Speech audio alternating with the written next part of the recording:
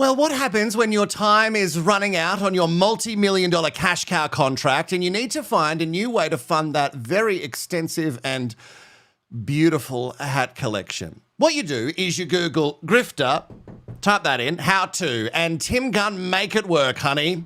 But I want to say one thing, that history will judge your character assassination very poorly. She go, gee, he's sweatier than he looks on TV. No, she loves you. Yeah, I like her. A lot of women love you. So we'd like to acknowledge One Nation policies, past, present and emerging. You have a fear of bombs. I haven't got a fear of them. I just don't like them. Between your toes, flopping around in them. Time to rehash it out. Hello, I'm Wilko, and this is Rehashed Live, the cult for the trash, mess and drama, and for fluff's sake, try to have some fun in the comments. Hey, if you're an Aussie, you would most likely know of the larrikin knockabout true blue dinky diet journo that is Karl Stefanovic. And if you're a current Rehashed cult member from outside the island of Australia, let me introduce you. Karl has been a fixture on Australian television since the 90s and working his way up in regional television and then making a name for himself as the guy that you wake up with on the Australian Today show. But if the numbers are anything to go by, there's probably more of a chance that you woke up with this guy, Koshi. And the testicles are the best tasting part. It's good for your vigour. It's good for your virality. And I'm like, oh, geez, can I have one of those? Don't worry, soon after this, we we put Koshi out to pasture. Is he okay? Koshi, if you want testicles, I'm a celebrity, get me out of here. Oh no, it's been cancelled. I'm sure they offered a bunch of times. And why would you pick Koshi over Karl when K-Dog was giving you so much more morning glory over on Channel 9? The kids don't do anything though, do they? They just suck up off us. Gee, that was... You know what I was trying to say. I don't know if we do. Is Karl Stefanovic in the Epstein files? Oh no, don't say that on the telly, Carlos. So many moments that we've been blessed with over the years.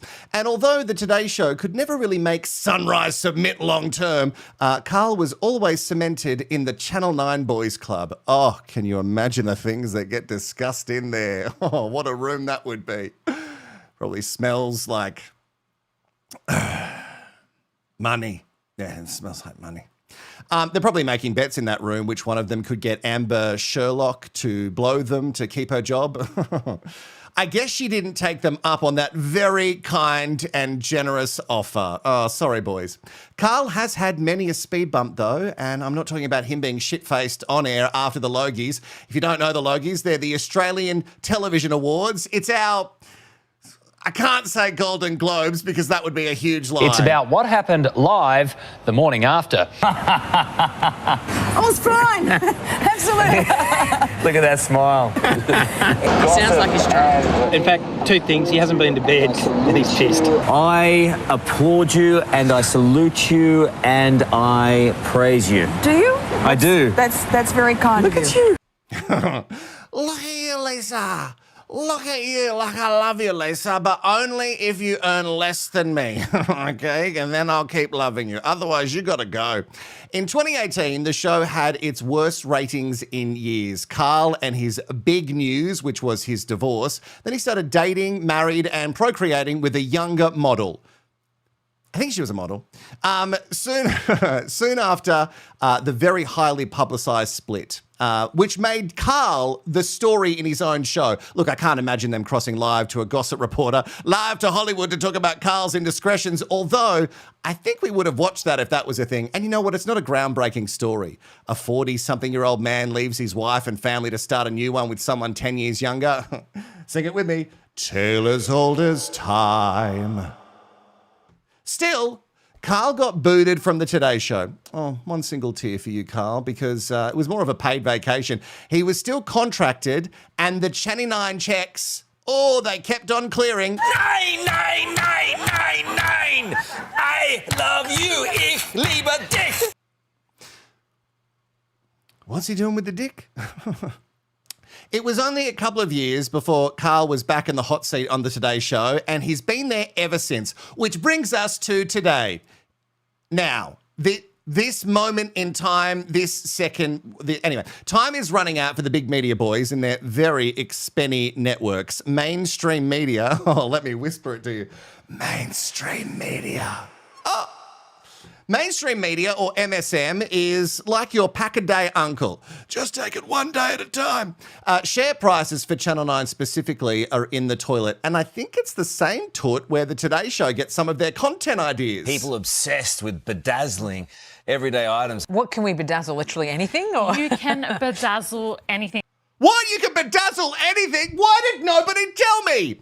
Thanks, Channel 9. My brain feels totes bedazzled now after that. Breakfast television is basically TikTok for anyone over 60. And they say brain rot is a new thing. But this has existed for a long time. At the end of this year, 2026, Karl's $3 million a year contract is up. And there is no way any of the big media players can scrounge up that kind of cash. So Carlos has had himself an idea. Say it with me, everybody. Grifter. He's gonna grift you. I guess he was inspired by the likes of, that really hurt my throat, Stephen Bartlett, Joe Rogan, and Tucker Carlson. Oh, what a good list to be involved in. And our very own Joe Rogan had his self-funded podcast creatively titled The Karl Stefanovic Show. And I can't throw stones because once upon a time I had a show named The Wilko Show and I'm not proud of it. Come up with something better. But branding is everything, I was told. His show has built an audience very fast. And he has followed the very clear grifter formula. Get controversial guests to say batshit things to create attention. And guys, don't worry, he's nailing it. Attention is everything now, so me sitting here having a laugh with you about the topic of the day is sure to fail, especially because I'm doing it live. I should have titled this thumbnail like, how trans people were built in factories by Bill Gates and the COVID jab was a way to make white people less resistant to immigration. Oh no, I didn't put 5G in there. Oh, I'll work it in, guys. But Karl and his team have already found the audience that they were targeting. Oh, they are gagging to suckle from his content teat and num daddy.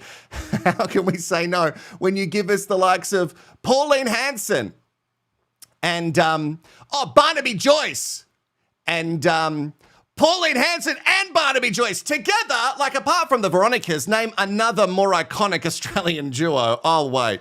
Making content that speaks to the right of centre politics is allowed. I know that some people on the internet don't think that that's allowed, but it is. It's just like a left-leaning show. It's allowed, and there's nothing wrong with that. And before you at me, yes, he has had a couple of lefties on, but at least 80% of the guest list has been skewed right. And this is just one step in the new Karl that we're seeing. It's the guests, for me, that he's previously shit-canned, that he's now apologising to and platforming that I'm confused about.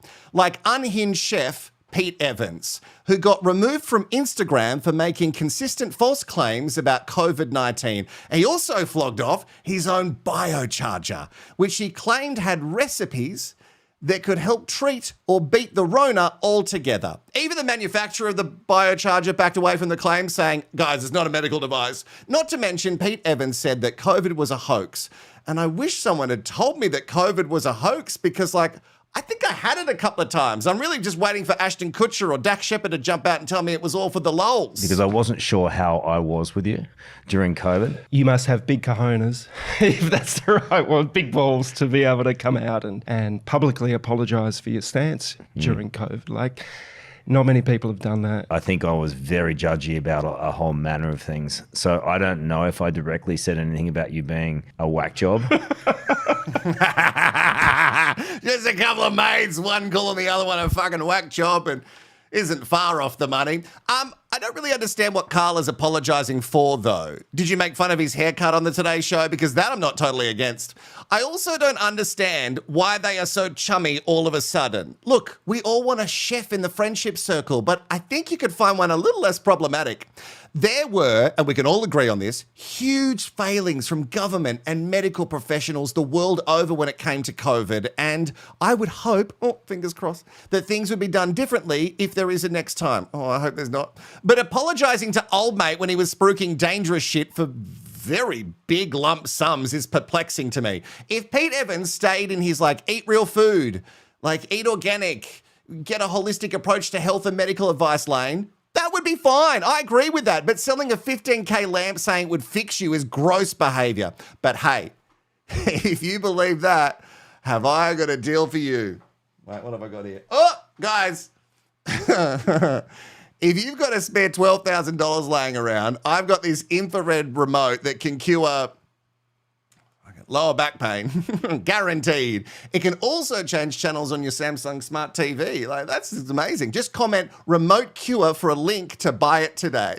Karl Stefanovic has interviewed Pete Evans in his next desperate attempt to become Australia's Joe Rogan. Many people think of Pete Evans, what comes to mind is the chef turned wellness guru that fell down an anti-vax pipeline. But actually, we need to remember that his views go much, much further than this. In April of 2020, Pete Evans was fined $25,000 by the Therapeutic Goods Administration for selling a $15,000 product called a biocharger, which he claimed in a live Facebook video had recipes included that could treat coronavirus. God, I love that a charger came with recipes. I can never find my charger. It certainly doesn't have fucking recipes. Look, you know what? It's really smart actually for Karl. You target people who are in an algorithm loop, right? And they only believe what they're being told in that loop. And then you get them hooked with every guest that's already being fed to them in that loop. Do you follow me? But why, with so many of his guests who are clearly newly formed or already great mates, why are there no tough questions? You know what I mean? Like he talks about being so hard he's so hard, guys. He's hard all the time. It's probably the AG1 greens. We'll get to his sponsors in a second. He talks about being so hard, but the mainstream media being so soft. And it's weird. It's a weird world that he's living in because he is the mainstream media. He's still on the Today Show, but on his podcast, he's talking about how mainstream media is the devil. The mainstream media nearly killed you. I don't know how you still had a pulse, man. You are the mainstream media. Oh my God, am I insane? Plus, even though he will most likely be done with Channel 9 at the end of this year, he's just inked a deal with more mainstream media for a once-a-week show. Ow. Eddie! Hi, I'm Eddie Maguire. And I'm Karl Stefanovic. We have a brand new show coming to Gold, and we are very excited about it, Eddie. No one does a long weekend like Eddie and Karl. Oh, fuck, I bet you. Finally what we needed. A radio show with two men just being men. I am shocked this has never existed on radio before. Huh? No, don't fucking lie to me. It absolutely hasn't. Name them.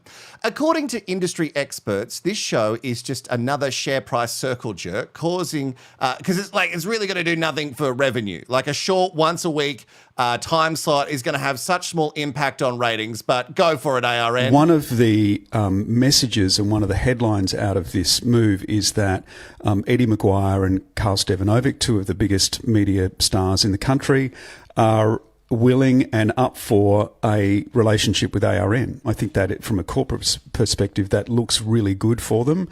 But at the end of the day, it's not a ratings play, in my opinion. It looks more like a positive move forward for ARN post Kyle and Jackie O. Woo! Woo, yeah, woo. More positives for mainstream media. So he is the mainstream media. He's going to continue to do it. And his side hustle is sticking it to the MSM. That's mainstream media. You'll probably see it in the comments. And speaking of sticking it to someone, he's also very butthurt. Media Watch, if you don't know, it's a show on our public broadcaster here in Australia that is meant to watch the media and call people out on things, including the ABC of which it's on. They questioned his ethics, Karl's ethics, when he had this very fluffy interview with his mate, Dr. Charlie Teo. Charlie Teo is a great fucking Australian. Leave him the fuck alone. I mean, you gotta love it when Karl just tells the ABC just to fuck off. Between that and the hats, he is such a bad boy now. But that reply, that official reply to the ABC is giving a little bit more. Leave Brittany alone! He has this whole country look now, and he is desperate to connect with Australians that maybe feel overlooked in this country, and they so often are, sadly.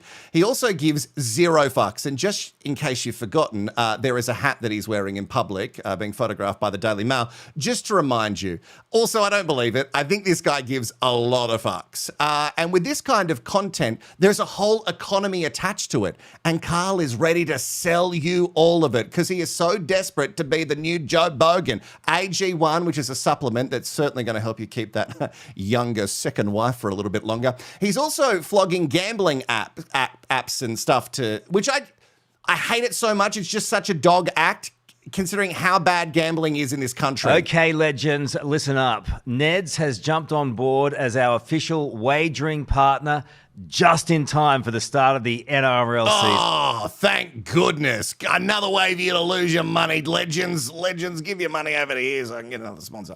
I am shocked there aren't more people calling Karl out on this double dipping. He wants to take the cash from the big companies that made him a household name while also jumping on his own channels to share how shit they are while selling you more garbage that you absolutely don't need.